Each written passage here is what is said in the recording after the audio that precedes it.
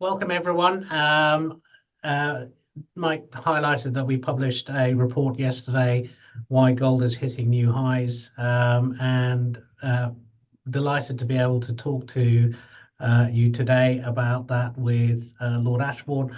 Lord Ashbourne is Edison's gold and mining analyst, but I will let him introduce himself and indeed why he's also known as Charlie Gibson. So, yes, I noticed the picture that on the front there in the introduction. So, if you were looking for someone who is fresh-faced and cleanly shaven, they both changed at roughly the same time. So, which is during the COVID epidemic. And my father, the title was created in 1885. My father was the fourth Lord Ashbourne. He died during the COVID epidemic, so I became the fifth. So, many of you, some of you anyway, will probably remember me as Charlie Gibson.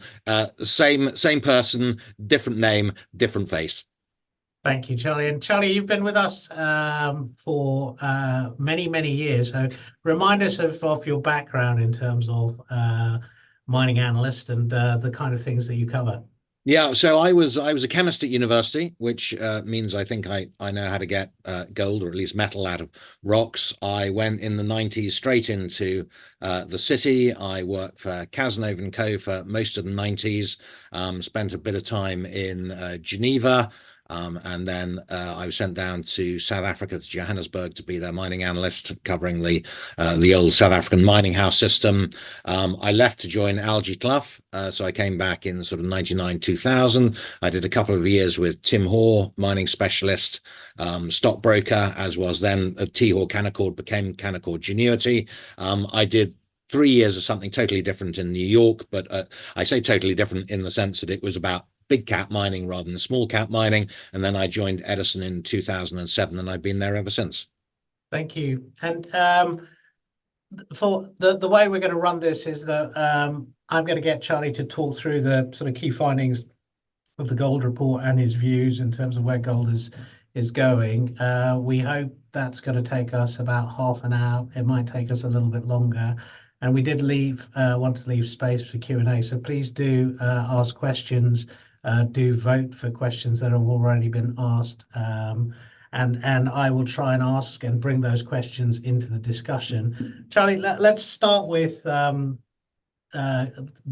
momentum we're seeing in gold. So an October high of about 2780. I checked on IG index just before I came in here.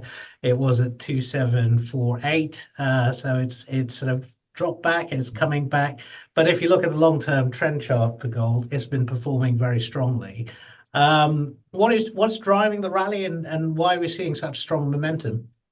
I think what's driving the rally is really, or what is driving it is what's been driving it since 2001, and that is either very loose monetary policy, negative real interest rates. You can superimpose upon that, the unexpected. You've got the sort of the political tensions. We've got obviously a war in Ukraine. We've got the Middle East.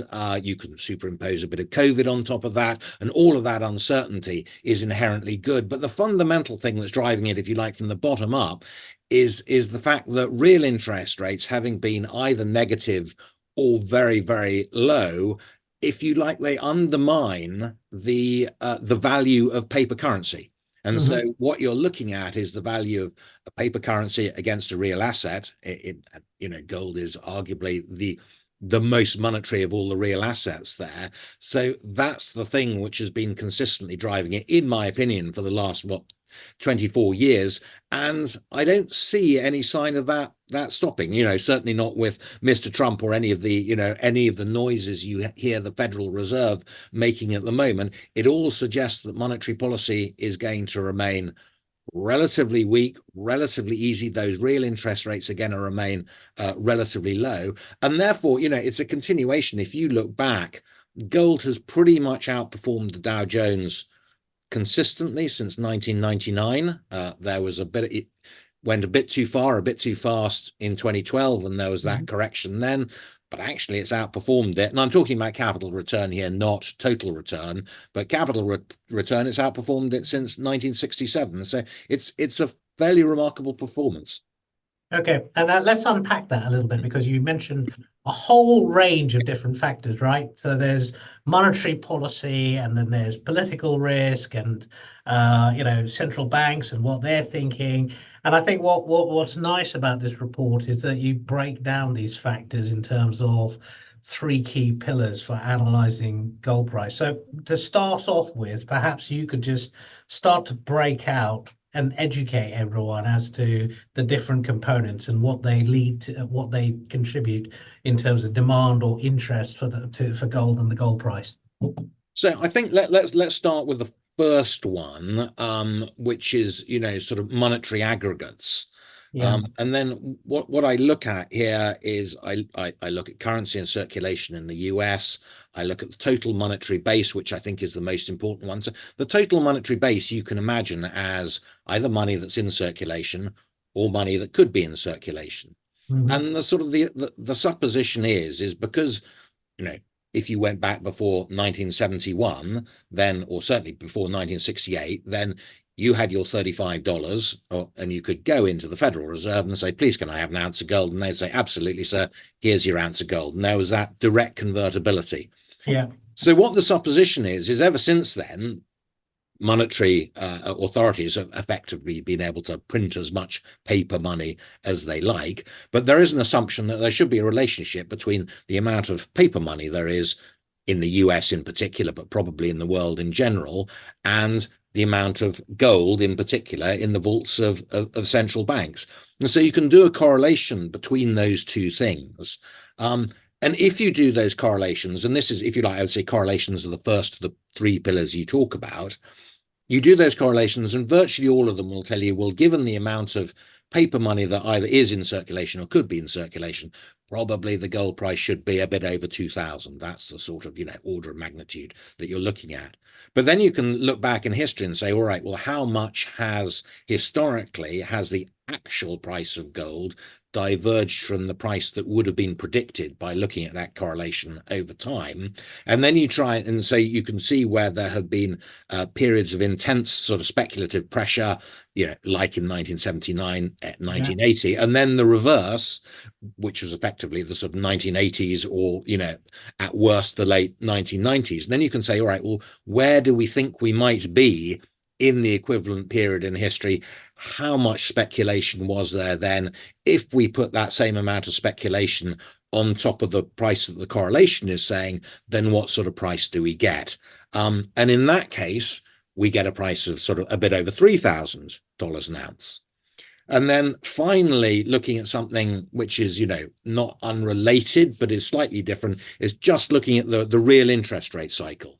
Mm-hmm. And you've got the graphs in the report there, but where I think we are in the equivalent cycle is sort of, 1979. And there was a very interesting move in sort of from 1979 to 1981, where real interest rates, having effectively been negative or close to zero for a decade, went positive, and then they went, and that's roughly where we are now. They went a little bit positive, and then they went more positive and the gold price went up, and then they went negative again and the gold price went up an awful lot. So it really rebased, and it rebased from something like, $130 an ounce to $530 an ounce. So it was about 4 times as high as it had been before. And then it effectively maintained that sort of new base for the next 20 years. And now I think we're going through the same again, where we've got a correlation between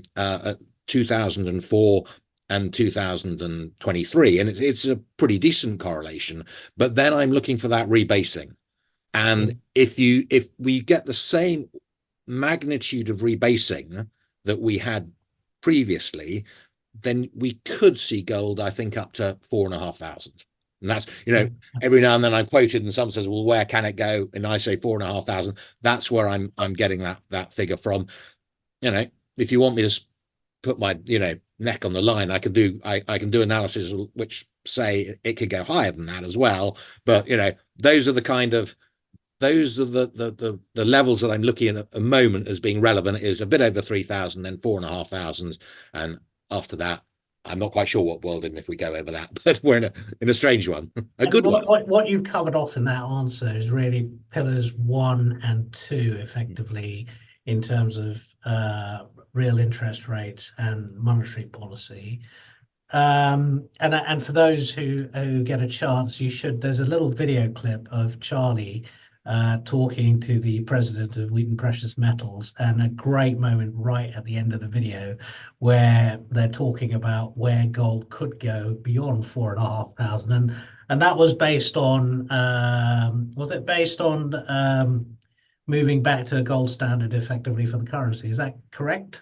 It's something like that. It's really saying that if the US had to pay all of its external liabilities, and Yeah, the only thing it had to do that with was gold and maybe a little bit of foreign exchange, then yeah, gold would probably have to be worth about $10,000 an ounce in which to do it. yeah. And both Randy and I, we both came up with that figure, if you like, through slightly Separately, yeah, different routes, yeah, yeah. but we both came to roughly the same figure. Yeah, and Randy's done that through the World Gold Council and the work through that. So it was an entertaining sort of bit of the video right at the end where you heard it here first. Yeah. But it gives you the idea of the dynamics of, if you're looking at analyzing the gold price, the things you should take into account.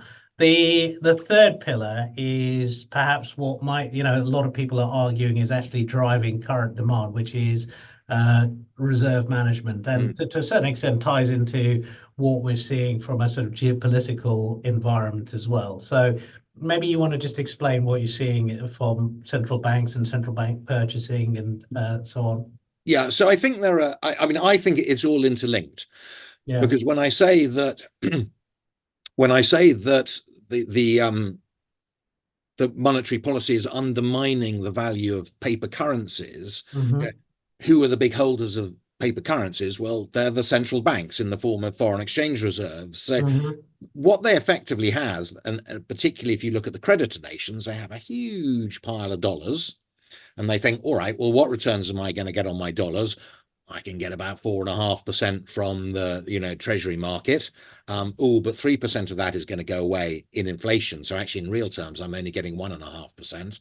In gold, historically, on average, you'll get about 3.5%. Yeah. So as long as that ratio, as long as real interest rates aren't above, I would say, 4%, then there's a huge incentive for all of those central banks to hold real assets, and central banks can't hold many real assets for lots of reasons. But one of them is space, one of them the assets they're allowed to hold, but the one they absolutely are allowed to hold is gold. So Yeah. that's why, in particular, Western central banks are doing that anyway. And the creditor nations in the 1970s did the same thing, particularly France, particularly Germany.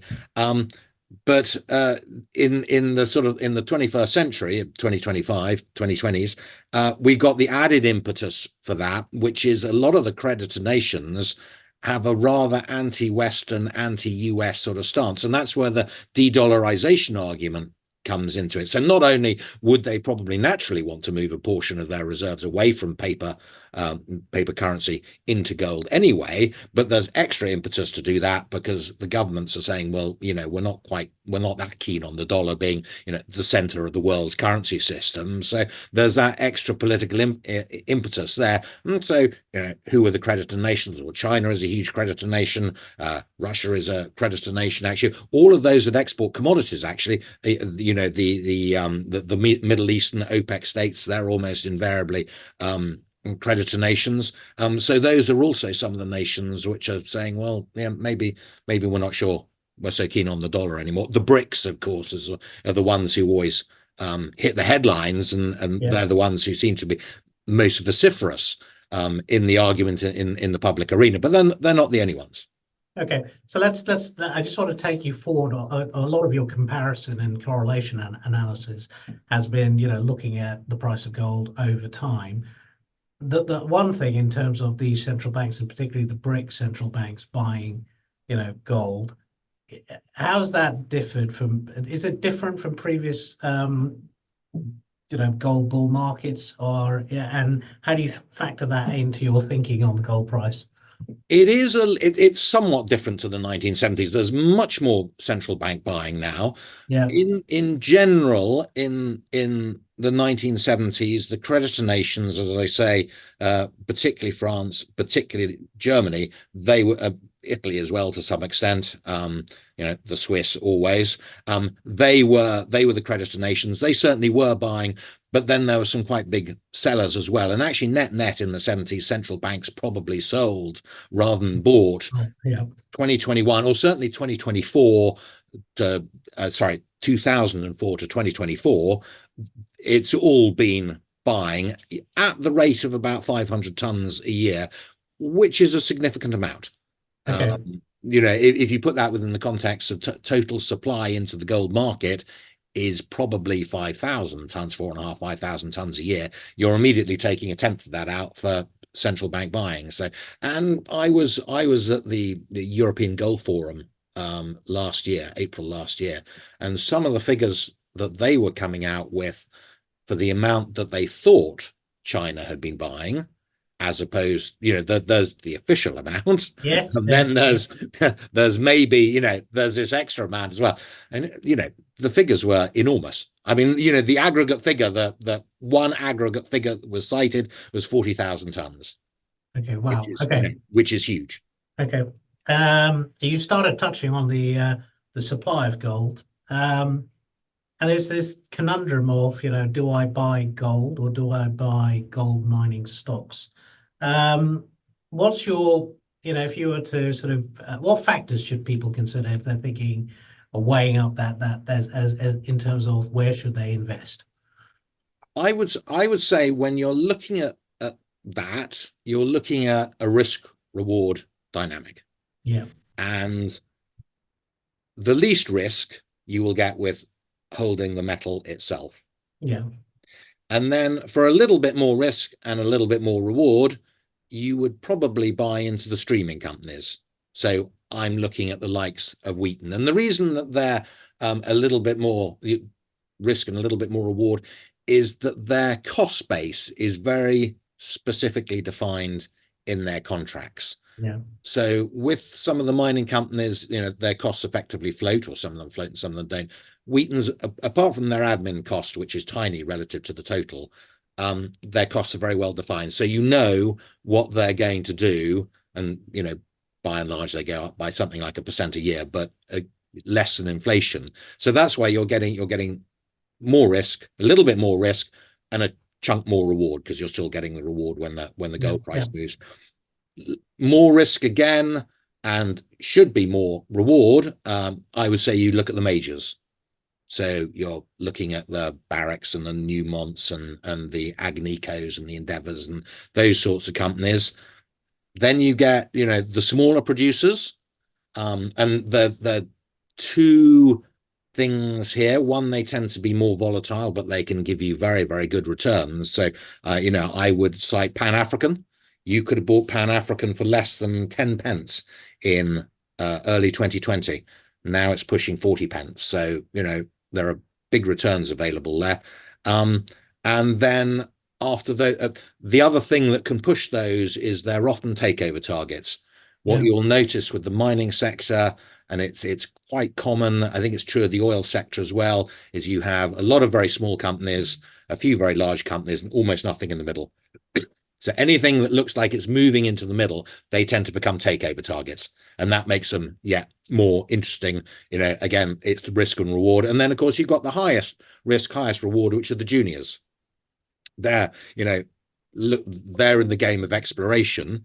But, early 2020, you could have bought a company like Free Gold Ventures for 5 cents, now trading at 90 cents. So, that's a cool 18 times your money, and thank you very much. And that's the sort of thing you're looking for. So it's risk reward, I would have said. And it's in the spectrum from the metal out to the juniors. Yeah. Okay. And I mean, there is this sort of leveraged effect. I mean, it's in a lot of fund literature. I saw it in Baker Steele's report. We've got it in our report that in a bull run, gold equities can outperform gold by a factor of 2 to 5 times. Mhm. help unpack that. What is driving that? Is it just the sentiment? Is it that, there's a cost and you're getting effectively that sort of leverage flow through as the gold price is coming through into earnings? What's driving that sort of leveraged return through a gold bull run? So essentially, it's gearing it's operational gearing. Mm-hmm. So if you imagine if you're a producer and you have 100 Mm-hmm. units, think of it as 100 million if you like of revenue, and you've got Mm-hmm. 50 million of costs, you're making 50 million of profit. But if the gold price goes up 10% to instead of having 100 units of revenue, you'd have 110 units. You've got the same 50 of costs. You're suddenly making a profit of 60. So your revenue has gone from 100 to 110, up 10%, but your profit has gone from 50 to 60. It's gone up 20%, and that's essentially what's driving that gearing effect. So if you like, to some extent, it's the companies with who are slightly higher on the cost curve that have the most to benefit from that effect, because they'll see the biggest jump in their margins as a result. Of course, Okay. the gold goes the other way. Everything reverses the other way as well. Yeah. But Yeah. if you're looking on the upside, then that's what you're looking for. Okay. And I should talk about the inauguration. Everyone saw the Trump inauguration yesterday. How's that, this idea that we're going to see significant policy shifts in 2025? What is your thinking about that in terms of potential changes to the US fiscal and monetary policy that might come through with the Trump administration? How would you think about the gold market in light of that? I mean, if you look back, or as I look back through sort of gold history, it's quite difficult to see any patterns based on whether an administration is a Republican administration or a Democratic Yeah. administration. So, in the 70s, you had Nixon, Ford, and Carter, and gold was pretty much strong through all of that. And then the 80s and 90s, you had Reagan, George Bush Sr., and then you had Clinton, and gold was pretty much weak throughout that. And then you got George Bush Jr., gold was very strong, but then you got Obama and it was strong for the first half and weak for the second half. And then you got Trump and it was sort of flat to begin with, but then with COVID went up quite a lot. And then you got Biden and it went up quite a lot again. So it's difficult to see any specific Republican Democrat trend. But what I would say is that one of the things that killed the gold market in 1980-81 was Tall Paul Volcker, who was then the chairman of the Federal Reserve, saying we need to defend the value of the dollar. America was then the world's largest creditor nation. It's now now it's the world's largest debtor nation. And that was when it was then under Volcker and Reagan in sort of 1980-81 that you suddenly saw real interest rates go up to 4%, and that's what killed the gold market. And then we were into a 20-year bear market, but no one's talking that language. America is now a debtor nation. No one's talking about defending the value of the dollar whatsoever. Trump, I find it difficult to read Mr. Trump, if I'm absolutely honest. He talks a lot, but what he doesn't always marry up, I don't think, very closely with what he says. Yeah. But most of what I hear, it's about a loose fiscal policy, and the Federal Reserve at the moment are talking about a relatively loose monetary policy. So, they've reduced interest rates already by that half percentage point. Everyone is assuming that the next move is going, that we're in effectively a loosening cycle now. No one knows when it's next going to get going or where it's going to stop, but we are loosening, and all of that should be grist to the mill for the gold bull market. So I think we've had a good bull market, but I don't think it's over yet. That's the point. Yeah. No, I mean, I think, the number of conversations I have on the equity side, there is this expectation that we're going to see interest rate cuts coming through over the coming 12 months. That then plays into effectively your bull case for the gold sector. And it would take something, I think, quite dramatic to change that. Let's talk about that, because I think if the signals for the gold market are keep an eye on real interest rates, keep an eye on what's going on in terms of inflation and the ability for central banks to cut rates and economic output, and also this idea that political tension will mean that those central banks, the non-friendly US, non BRIC nations will continue buying gold reserves. Those are going to drive effectively the bull market argument, and you've given us some kind of indication of where you think it might get to. The flip side is what to watch for in terms of you actually move into a bear market. What do you typically would be looking for as to say, okay, I'm worried about the gold price. I think we're going the other way. So I think it would be real interest rates going out to that 4%. So if you think the US has inflation now 2.9%, so if they were to put up interest rates to 6.9, let's say 7%, but that would be a huge hike from where we are at the moment. And it would come at the cost, almost without a shadow of a doubt, of a savage domestic recession. So I think that's very unlikely. It's possible that inflation could fall away. It could fall from 2.9 to 0.5%. But if it does that, I'm almost certain that the Federal Reserve are going to bring down interest rates again. So, to keep those real interest rates at the sort of levels that the economy can sustain. So I don't see either of those as likely, but that is the thing that I would look for. You could get, if you see interest rates, there is a certain extent to which the short end of the yield curve in the US may force the Federal Reserve to change rates. So if you saw a very sharp steepening at the short end of the yield curve, that could be a sign that the Federal Reserve might have to put up interest rates when politically it doesn't want to. So those are the sort of warning signs, the monetary warning signs I would look for. Elsewhere, you're looking at sort of political uncertainty. So, if I can't really see, a US rapprochement with China, Mr. Trump's talking a very combative policy in terms of relations with China. Now, if suddenly he would turn around and do a Richard Nixon on us and go for a trip to China and, everyone was warm and friendly and fuzzy towards one another, then, that would take away some political tension in the world. Again, if you were to see peace in Ukraine, but I'm not quite sure what set of circumstances are going to bring this about. Or, I think we're moving in the right direction in the Middle East at the moment, but I'm not quite sure that we're in a place where we could say that there's a durable, sustainable peace now. But, if all of those three out of four of those things were to happen, but I think the big one is the monetary policy, then I think we may be looking at a bear market. But, I try as I might, when I'm sleepless at night, I can't see what's going to bring them about. Okay. And then a final question, and then I will try. So firstly, if you haven't asked a question, please do. I mean, Charlie's got his years of experience, so please, anything you want to ask about the gold or the gold price, please do drop it into the questions, and I will move on to questions shortly. If you're thinking about this in terms of managing a portfolio, and particularly if you think that inflation is going to be relatively sticky going forwards, is gold seen as a hedge for inflation, or is that just unproven? How should we think about that? It is a hedge for inflation. It doesn't always quite hedge the inflation in the time when you expect it to hedge the inflation.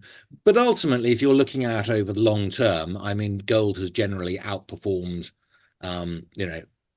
its indexed value from 1971 to the present day. That has moved in very big cycles. So it was very strong 71 to 81, very weak 81 to 2001, and then very, very strong again. So it does move in these big cycles. If you look through those cycles, though, it's definitely more than providing a hedge against inflation. So there is absolutely that. You have to be, as I say, like all markets, gold is trying to look forward. And if the market can see inflation in the future, and particularly if it can see inflation in the future, but interest rates relatively low, then you will see the gold price go up. And sometimes, as you know, it's better to travel than to arrive. So you'll see the gold price move before you'll see sort of prices in the real economy move.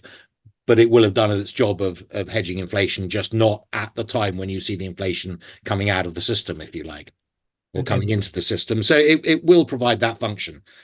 You have to be a little bit sophisticated in terms of how you look at the timing of that. Okay. Thank you, Charlie. Thank you. I will start to move it on to the questions. So please feel free to ask via the Q&A, and I will start, and then I'll get through the questions. I might also ask Mike if he's got any questions once I've got through the ones that have been written, and then we'll aim to wrap up. So first question comes from Peter, where he asks, is it fair to compare the performance of gold and the Dow Jones just on capital appreciation? Gold is non-yielding, while Dow Jones has got dividends. Dividends is a significant component, effectively, of the total return for the index. So, just wanted to sort of start on that one. Yeah, I mean, he's absolutely right in the question, and that's why I did stress it's you're looking at a capital return. You're not looking at total return. Yes, of course, you'll get that extra 3 or 4% or whatever from the Dow Jones that you won't from the gold market. So the gold market has probably outperformed the Dow Jones by about 3% in compound terms over that time frame from the late 60s to the present. You probably argue that you get that 3% back with the Dow Jones. However, looking at it from a UK perspective, gold used to be thought of as an insurance policy. That's a pretty decent insurance policy if it's keeping up with the Dow Jones in capital terms. Yeah. If you compare it to the FTSE 100 index, it blows it out of the water. I mean, the FTSE 100 index is up 20% in 20 years. Yeah. Gold price is up 10 times in a stronger currency, because in the same time, sterling has fallen against the dollar from 2-ish to 1 to 1.25 to 1. Yeah. Okay. Understood. Let's clarify. I mean, I think there was a point around, you talked about the transition of gold price when rates move. So the question is for Mark. In your paper, you mentioned that surprisingly, the gold price has responded positively when real interest rates move from negative to positive. What's the explanation for this? And I think, well, because they're not positive enough is the answer. They're a little bit positive.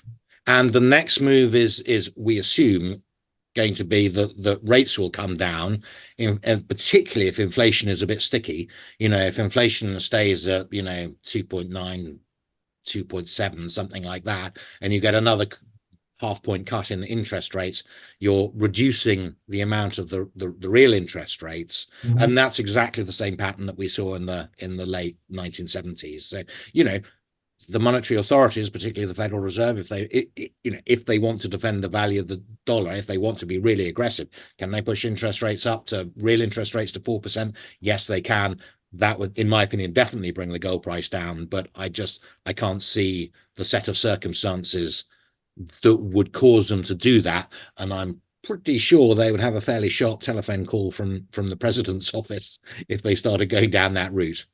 Yeah. Okay. And then the final question, effectively, on the Q&A, and then I will ask Mike if he's got anything else.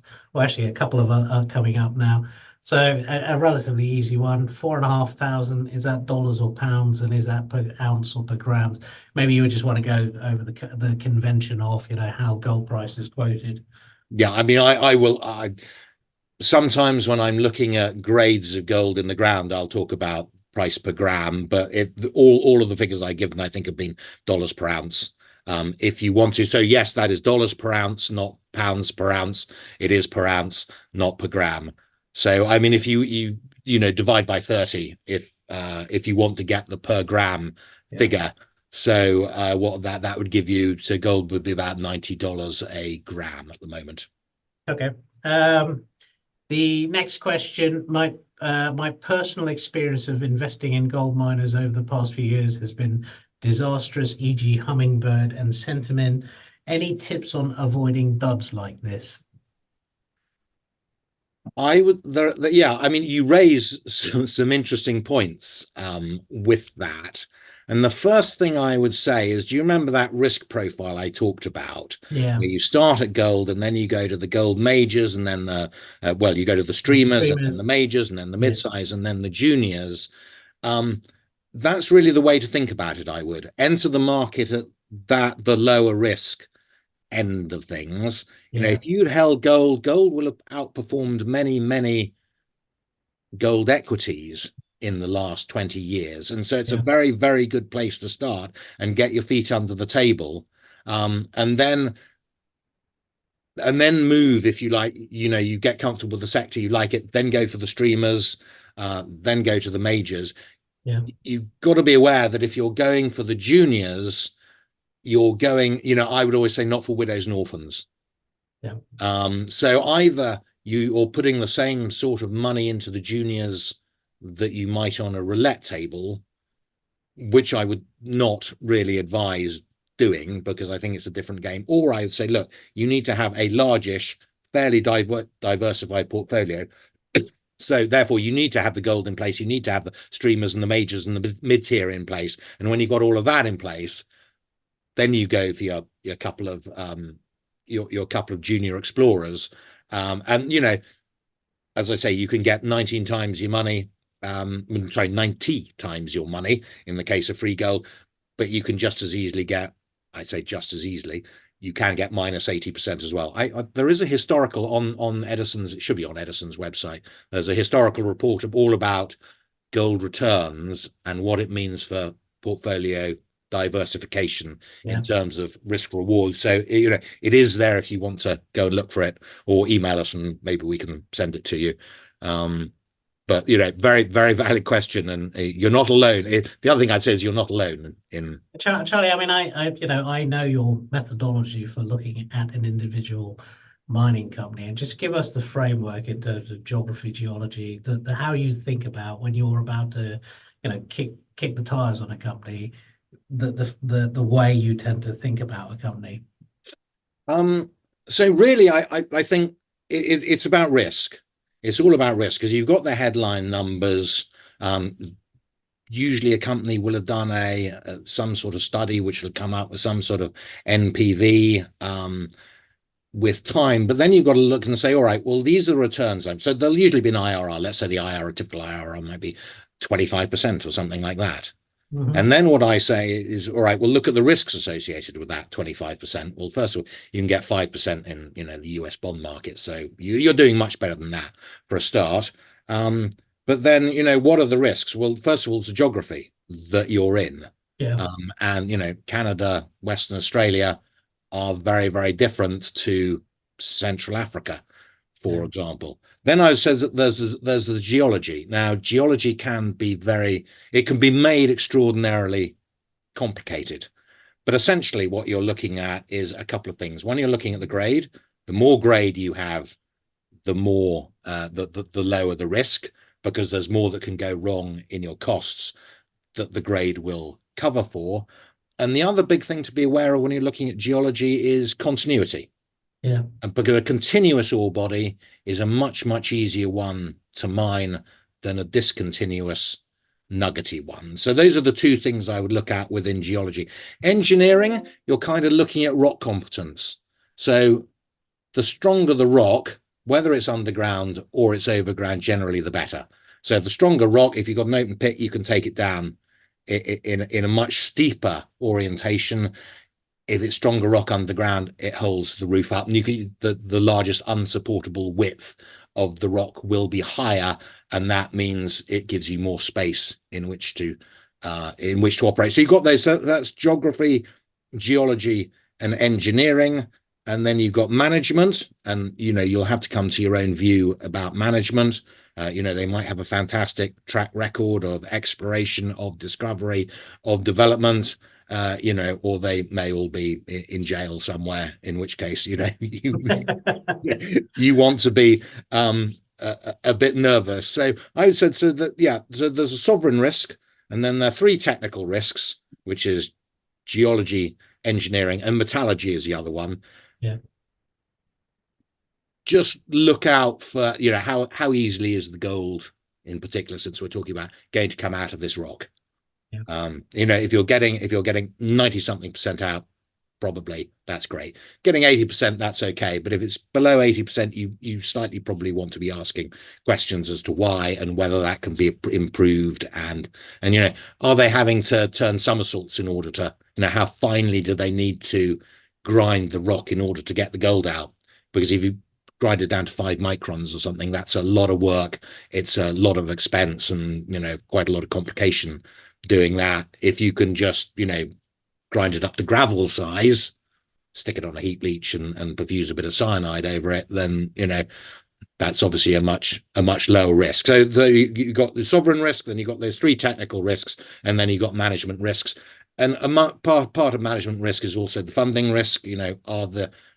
Are the markets funding particularly juniors at the moment to go out and developing their projects? But if you look at those 5 things, I think you can make them all of those endlessly complicated if you want. But if you start as thinking as that's your framework, and then thinking, right, where are the risks and how do I perceive them, then you're able to judge that sort of 25% IRR that the project may have against those. Yeah, you balance it out, right? And you mentioned streamers as possibly the lowest risk of that in terms of when you're starting to step into equities. There's a lot of people who will not have heard of or understand what streamers are. So can you break it down in terms of how companies royalty stream and earn an income? So really, a streaming company is not a mining company, but actually they provide finance to the industry. So the way it works, let's say you're, I don't know, Glencore, for example, and you've got a huge big copper mine in the Andes somewhere, and it's producing millions of tons of copper, but it's probably also producing a couple of 100,000 ounces of gold a year, something like that. And a company like Wheaton will say, I'll tell you what, we will give you $400 million up front if you will sell those 200,000 ounces to us at, I'm going to pick a number here, $450 an ounce for the rest of the life of the mine. So what you're doing is you're saying, all right, well, I can get 2,700 from selling the gold, and then I'm going to pay 450 away, so I'm going to have a profit. And then you've got to work out the value of all of those profits against the 400 million that you're giving to someone like Glencore up front. Now, when that's all said and done, however, what you have is a company that looks very like a mining company in the sense that it's having gold delivered to it, which is rather similar to mining it. It's just been mined, 1 degree, if you like, further away. You're then selling that gold. You've got a cost attached to it, but it's invariably a very low cost, as I say, about $450 an ounce, and it will be very tightly controlled by the contract. And then because of the things, so you have all the advantage of exposure to the gold price. Because of that, you have earnings and you have the potential to pay a dividend as well. Invariably, you will find that the streamer will also have exposure to mine life extensions and therefore exploration success. So you're getting almost everything you want with a gold mining company, except it's not actually a gold mining company. It's a streamer. It's someone who's provided finance to the industry in return for a stream of metal, but it has almost all of the attributes that you would want. And it takes away, quite a lot of the risk. So you don't have capital expense risk. You don't have operating expense risk because that's all been defined by the contract. So there is you're getting a lot of the things you want. You're avoiding lots of the things that you want to avoid, and you're getting a very good proxy for the industry, if you like, in doing that. Okay. That makes sense? Yes, it does. It does. I think the final sort of question from the chat, and I'll bring Mike in after that. If gold reaches $4,500 or higher, what would be the implications for the rest of the world economy? What does it mean in terms of the stock market, inflation, and debt levels? What kind of world are we living in where gold is at 4,500? I think well, the 2 things that could possibly happen. One is, it can do what it did in 1980, and it can just touch at $850 an ounce, and then it can come off it again very quickly. So, it could hit 4,500, come down to 3,500, and we'd say, oh, phew, the world looks roughly the same as it did 3 months ago. But, the other thing, if it went up on a sustainable level, I mean, the first thing you would have to say is the world must have at that point lost confidence in the value of paper currencies. Um, and then you're looking at all the sort of parallels with you're probably looking at hyperinflation, a loss of confidence in paper currencies. A lot of turmoil would probably come with that. Yeah. But if gold is at 4,500 and maintaining that level or even going higher, then there's probably actually I'd probably say stick with your gold, because the world's in such a mess that 4,500 could go to 10. Okay, Charlie, thank you. And just a word to the members of ShareSoc. Look, I mean, we very much sort of enjoy doing this, and if we have said that we'd love to cover other topics for you, so please do let Mike, Pavlina know if there's anything that you want us to cover in the future, and we will accommodate that. Mike, I wanted to bring you in to wrap things up, but also offer you the chance to ask Charlie any questions that you might have.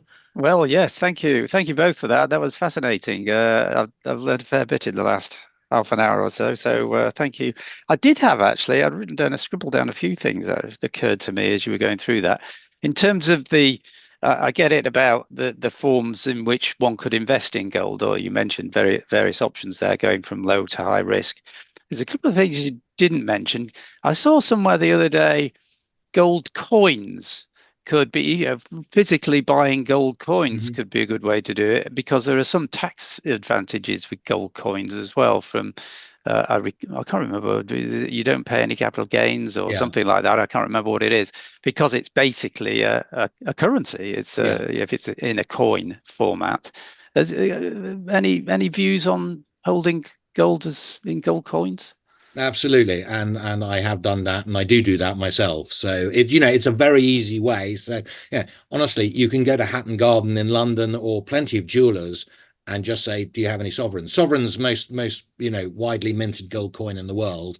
Lots of them around, and they will sell you a sovereign. You'll pay a little bit over the price, but a sovereign, you're getting 113 grains of gold, so it's slightly less than a quarter of an ounce, and you can buy half sovereigns and you can buy quarter sovereigns. So if you don't, if you don't want to buy bars, because that's quite a lot of money, it's a very viable way of doing it.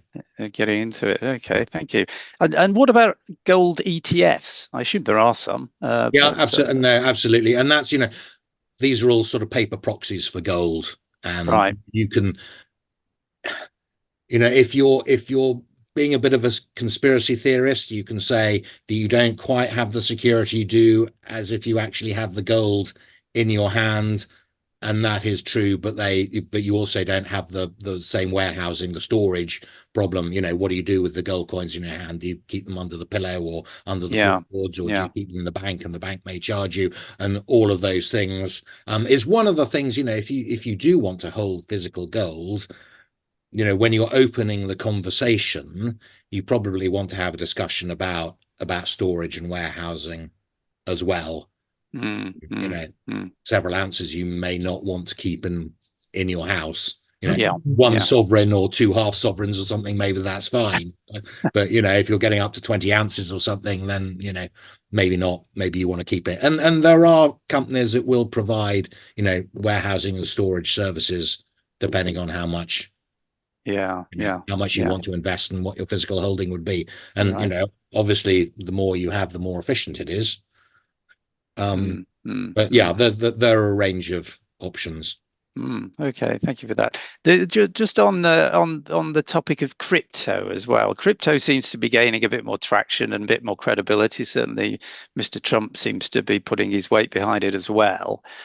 And it just occurs to me, although I'm not an expert on it, that it actually satisfies some of the needs that gold has satisfied through the centuries. And therefore, is there any likelihood, as crypto becomes more popular, that it will erode the popularity of gold? I think that has been happening, and people have been looking at crypto. They have been getting a lot of the speculative returns. What I'd say that two big differences. One big difference is gold is a store of value, whereas crypto, in my opinion, is a unit of exchange. Because actually, what do you have? You don't have a physical thing. You just have loads of other people saying that you own a thing that, you know, is ephemeral. And so gold used to be both of those things. It's kind of given up the unit of exchange in the sense that we don't use it as currency very much. Well, there are parts of the world that you can, you know, land in and pull out a fistful of sovereigns and they'll get you quite a long way. So there are parts of the world where, you know, when everything else doesn't work, your gold sovereigns in your pocket will work. So, you know, actually I gave my goddaughter a couple of half sovereigns and a couple of quarter sovereigns for exactly that reason. I said, you know, have them made into a necklace or, you know, a ring or whatever you want. But, you know, that's what that really is currency. So when you're in a funny part of the world and the balloon goes up, you can say, you can forget the rest of the jewelry. There's your half sovereign and a couple of quarters. You know, what you hope is that that's going to provide, you know, an air ticket out of wherever it is you found yourself. The other thing, you won't be surprised to know that I'm not entirely enthralled to the crypto thing. And I'll tell you the fundamental reason why I'm not. If these were companies, not currencies, and let's say I wanted to start my own, you know, currency, let's call it a Gibson, and I issued a million of these Gibsons, you know, with all the blockchain, and it's all very clever, and I sold them, you know, 1-to-1 with $1, so I'd get $1 million in. Well, 1 year later, I would have the same million Gibson liability, and I might have a few more because a few more might have been mined, and then I'd have hopefully the same $1 million, but I might have been clever and I might put it on deposit, or, you know, I bought treasures with it, and so I might have a you know, 1.04 million or something, 1,040,000, and I think that should be the parity. So I would always look at these currencies, these cryptocurrencies, in relation to what I'd call their reserve backing. Now, I've never actually seen anyone do that, but what I am nervous about is that you may find that they don't, whereas the dollar and sterling and the euro and the yen, and they all have a degree of reserve backing.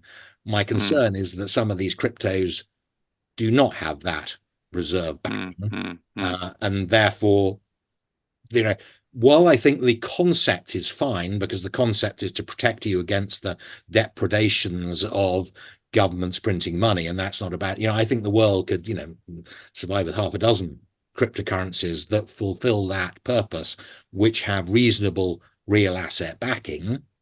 But I don't think they need, you know, there are more cryptocurrencies in the world than there are real currencies. I don't think we need that many, and I think some of the valuations are wrong, you know, and might be badly wrong.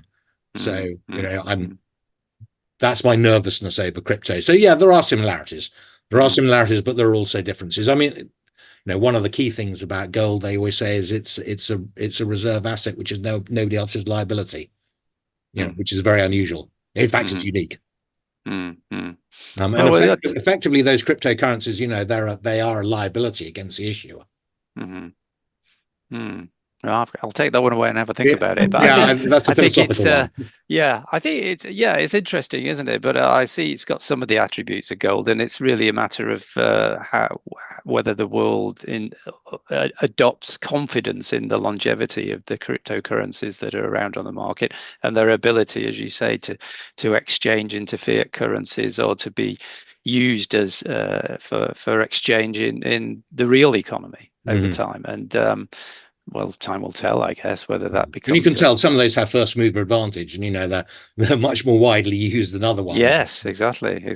So yeah, there's a little bit of a race to be run yet.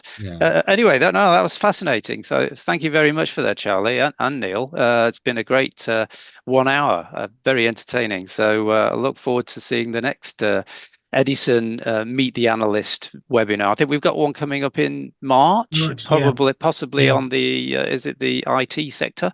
The tech sector. Yeah, the tech sector. So we'll try and do an overview of both investing through a collective, so an investment trust focused on the tech sector, and some of the themes that we're seeing in the tech sector themselves. AI, no doubt, will feature fairly heavily. Right. Yeah, there's another hot topic, isn't it? Yeah. Okay. Well, in the meantime, thanks very much, Neil, Charlie, for your time this evening. Much appreciated. And shall go away and read your report in a bit more detail now, Charlie. So Pleasure. look forward to seeing you both again soon.